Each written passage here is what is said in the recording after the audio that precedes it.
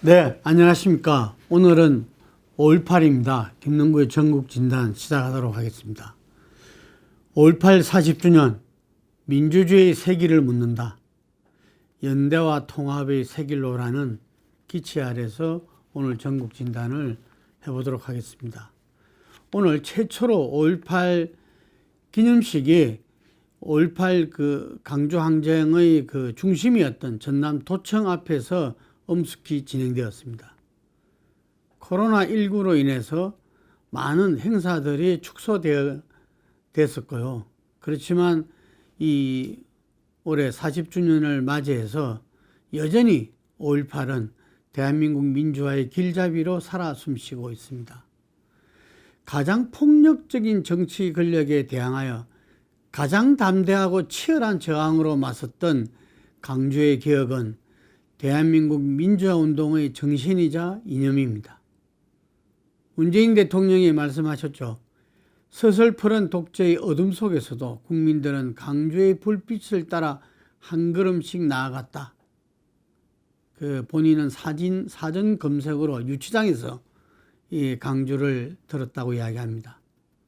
박원순 서울시장은 강주는 대한민국 민주주의의 커다란 호수다.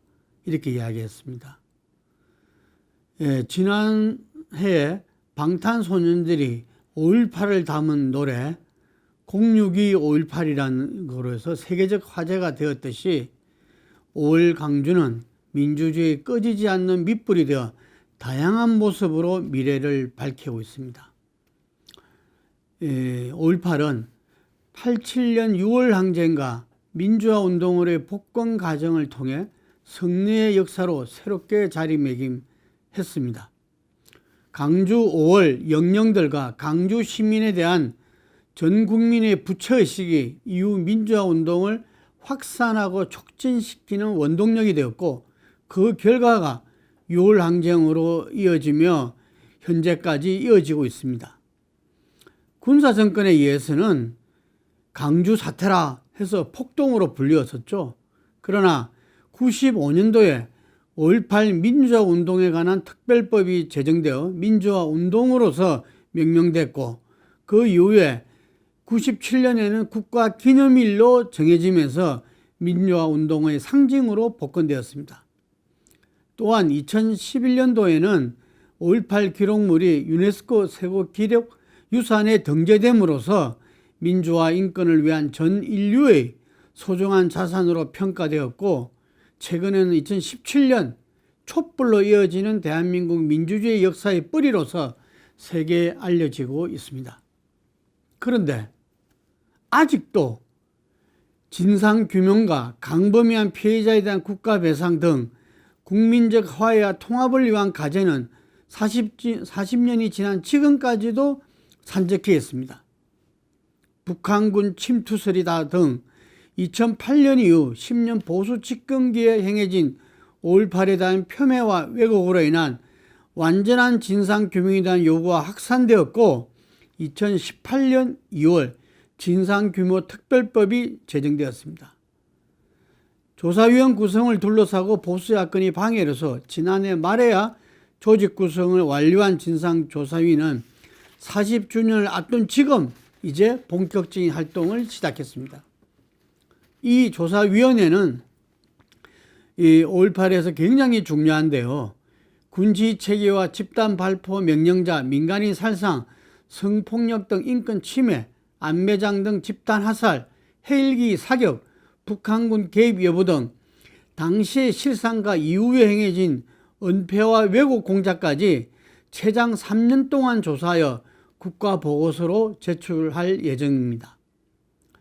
가해자와 피해자가 생존해 있는 상태의 조사는 이번이 사실상 마지막이 아닌가 라는 차원에서 위원회의 강제조사 등 정권이 부여되거나 현 법률상으로는 한계가 있기 때문에 21대 국회에서 조정이 필요하다 봅니다.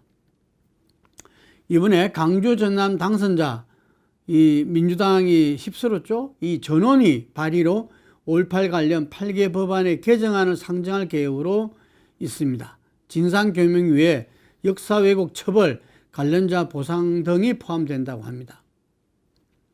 이와 같이 진상 규명을 통한 진실의 토대 위에 5.18을 국가의 보편적 가치로 재정립하고 전 국민적 차원의 화해와 통합을 이루는 과정이 뒤따라야 합니다. 문재인 대통령이 2018년 헌법 개정안 발의 시에는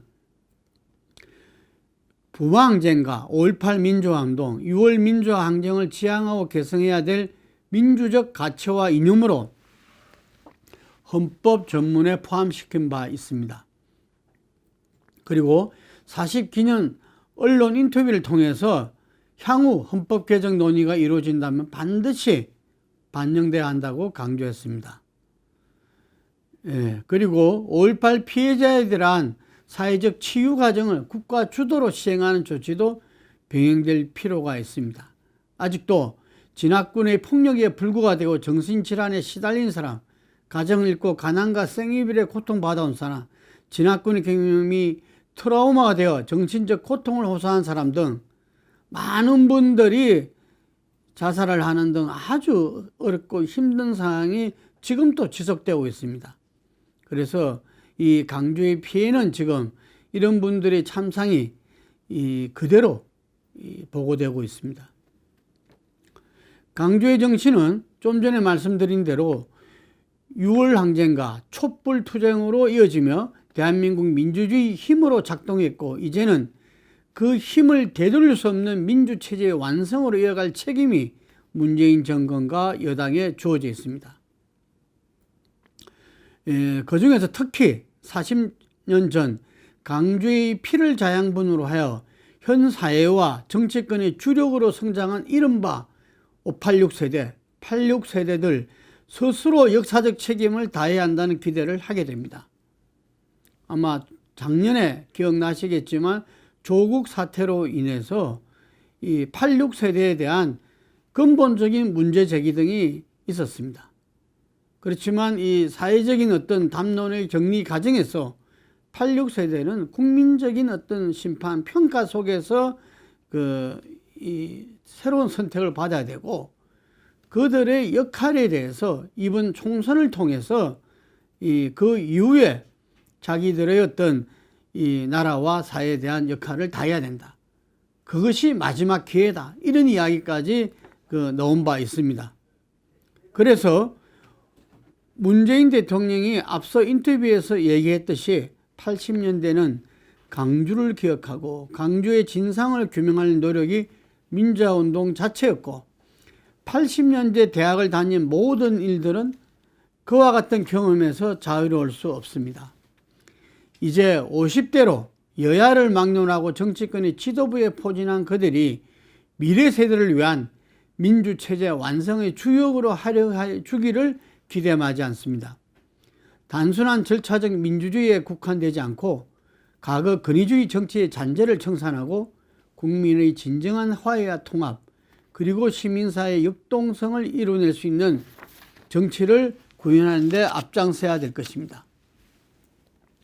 5.18이 정치적 민주화 요구에서 출발되었지만 근저에는 사회경제적 혜택을 독점한 세력에 대한 대중적 저항의식이 함께 있었습니다.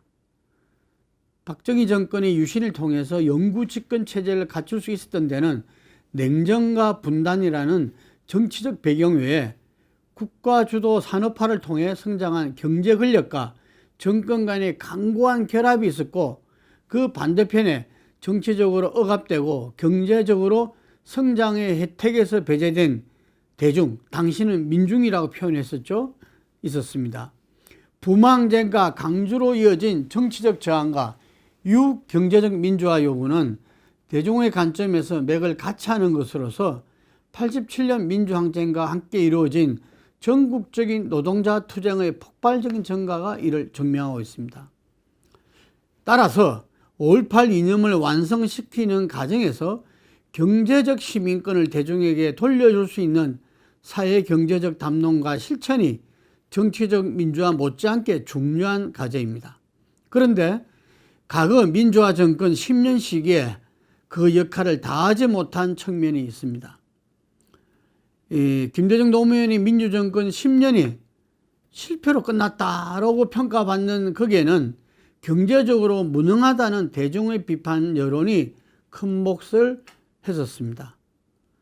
이 80년대 이후에 신자유주의로 표현되는 세계 경제의 지배적 기조는 작은 정보와 시장 근본주의를 내세우면서 자본과 교육이 자유화된 국제적 모환 경쟁의 구조를 강조했습니다. 우리나라의 경우에는 IMF 위기를 겪으며 신자유 체제를 사실상 전면적으로 수용할 수밖에 없었고, 그 결과는 경제적 불평등의 급격한 확대로 귀결되었습니다. 성장 우선 논리 속에 대기업, 중소기업, 정규직, 비정규직 등 경제사회적 이중구조가 고착화 되어버렸고, 소득 분배 구조도 지속적으로 악화되었고, 이 과정에서 노동운동도 자족적인 집단 이기주의 속으로 도피하여 사회 혁신 세력으로서의 동력을 상실했습니다.